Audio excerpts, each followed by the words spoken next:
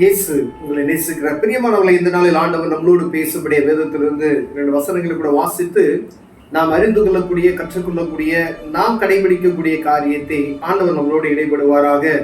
அது யாக்கோபின் புஸ்தகம் 5வது அதிகாரம் 14வது வசனம் 15வது வசனம் இப்படியாக சொல்லுகிறது: உங்களில் ஒருவன் வியாதிப்பட்டால் அவன் சபையின் மூப்பர்களை வரவழைப்பானாக. அவர்கள் கர்த்தருடைய நாமத்திலே அவனுக்கு எண்ணெய் பூசி அவனுக்கு ஜெபம் பண்ண கடவர்கள். அப்பொழுது விசுவாசமுள்ள ஜெபம் பிணியாளியை ரட்சிக்கும்.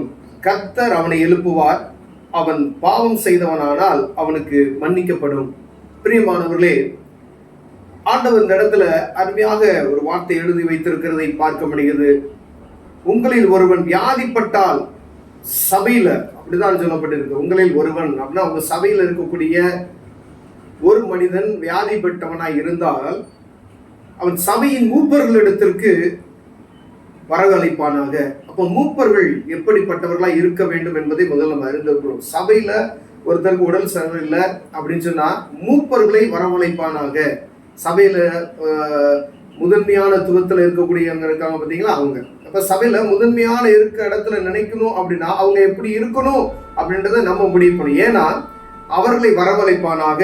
அவர்கள் என்ன செய்வாங்கன்னா, கர்த்தருடைய நாமத்தில் அவனுக்கு எண்ணெய் பூசி, ஆண்டவருடைய நாமத்துல அவனுக்கு எண்ணெய் பூசி அவர்கள் ஜெபிப்பார்கள்.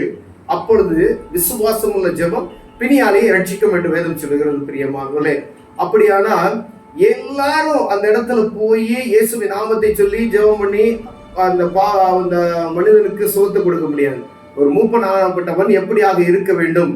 அப்போ பரிசுத்தவானா இருக்க வேண்டும், நல்லா ஜெபிக்கிற மனிதனா இருக்க வேண்டும், வேதத்தை வாசிக்கிறவரா இருக்க வேண்டும், வேதத்தினுடைய காரியங்களை அறிந்து கொண்ட ஒரு மனிதனா இருக்க முடியாய் ஆண்டவர் விரும்புகிறார். அப்ப வேதம் அறியாதபடிக்கு நீங்க மூப்பனாக இருப்பவர்கள், மூப்பனாக நீங்க இருந்தீங்க அப்படின்னு சொன்னா, அப்ப ஒரு சபையில இருக்கக்கூடிய ஒருத்தவங்களுக்கு, ஐயா இவங்களுக்கு உடம்பு சரியில்லை, நீங்க ஜெபம் பண்ணுங்க அப்படின்னு சொன்னா எப்படி நீங்க உங்களுடைய ஜெபம் அவர்களுக்கு சுகத்தை உண்டாக்கும்? ஒருவேளை அப்படி ஒரு காரியம் நடக்குது, நீங்க மூப்பரா இருக்கிறீங்க உங்க சபையில, ஒருத்தருக்கு உடம்பு சரியில்லை, உங்களை ஜெபம் பண்ண சொல்றாங்க அப்படின்னு சொன்னா நீங்க ஜெபம் பண்ணா ஆண்டவர் என்ன செய்வாரா? அற்புதமாய் சுகத்தை கொடுப்பார் என்று வேதம் சொல்லுகிறது.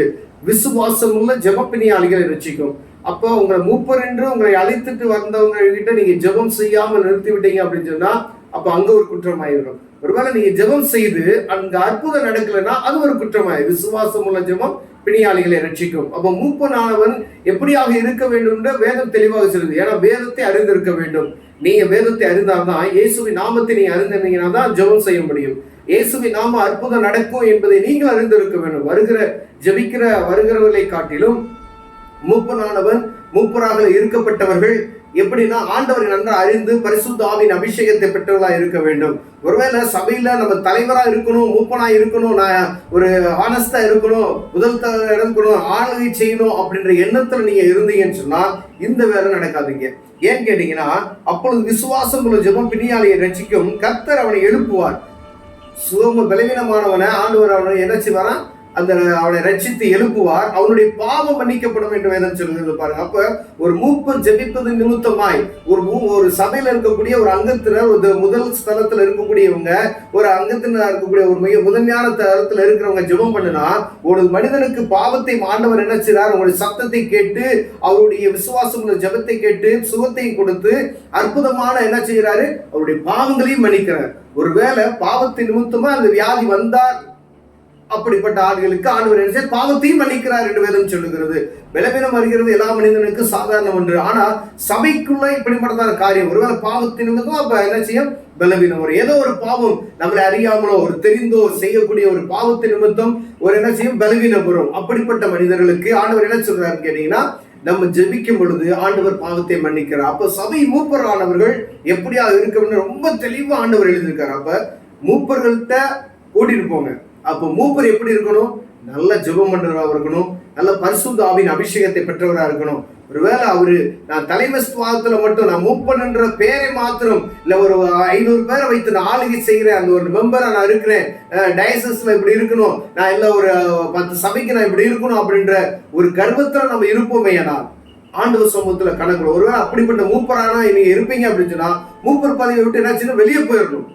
ஏன்னா ஆண்டவருடைய வார்த்தை கேட்குது, உங்கள் நிமித்தம் அநேக பேர் என்ன செய்வாங்க, சுகம் பெறுவார்கள், அவருடைய பாவங்களும் மன்னிக்கப்படும் என்று வேதம் சொல்கிறது. பிரியமானவர்களே, ஒருவேளை கர்த்தருடைய பிள்ளைகளை நீங்க பார்த்து கொண்டு இருப்பீர்களானால், ஒருவேளை தேவ சமூகத்துல நல்லா ஜெபம் செய்து மூப்பர் என்ற இடத்துக்கு நீங்க வாங்க. ஒருவேளை நீங்க யாராவது போஸ்ட் பண்ணி உங்களை மூப்பராக இருக்கிறதுக்கு தகுனா கூட நீங்க தேவ சமூகத்துல அமர்ந்து, ஆண்டவரே இந்த காரியம் எனக்கு தகுதியானதா, இதை செய்வதற்கு ஞானத்தை கொடுங்க அப்படின்னு சொல்லி தேவ சமூகத்துல அமர்ந்து தேவ பிரசனத்தை நீங்க வாங்கிக்கிட்டீங்க அப்படின்னு சொன்னா இப்படிப்பட்டதான ஒரு காரியம் நடக்கும். ஆண்டவர் உங்களுக்கு அற்புதம் செய்வார். பிரியமானவர்களே, ஒருவேளை இதில் குறைச்சல் ஒருவராய் காணப்பட்டால் வேதத்துல தெளிவாக எழுதி இருக்கிறது, மூப்பரானவர்கள் நல்ல ஜெபம் பண்ணணும், அவங்க பரிசுத்த ஆவியின் அபிஷேகத்தை பெற்றிருக்கணும், வேதத்தை அறிந்திருக்கணும், நல்லா வேதம் வாசிக்கணும், நல்லா ஜெபம் செய்ய வேண்டும். அப்பதான் அந்த ஸ்தானத்துல போய் இருக்கணும். ஏன்னா வேதத்தை நீங்க அறிய முடியாதபடிக்கு நீங்க மூப்பரா இருக்கணும்னு சொல்லி நினைச்சீங்க அப்படின்னா அந்த ஆண்டவருக்கு கோபாக்கியம் உங்களுக்கு உண்டாக்கி விடும். பெரியமானவர்களே, கண்களை மூடுவோம், ஜெபம் செய்வோம். அன்பின் தகப்பனே, ஆண்டவரே, ஒரு மூப்பன் எனப்பட்டவன் எப்படி இருக்க வேண்டும் என்று வேதம் கற்றுக் கொடுத்திருக்கிற ஐயா.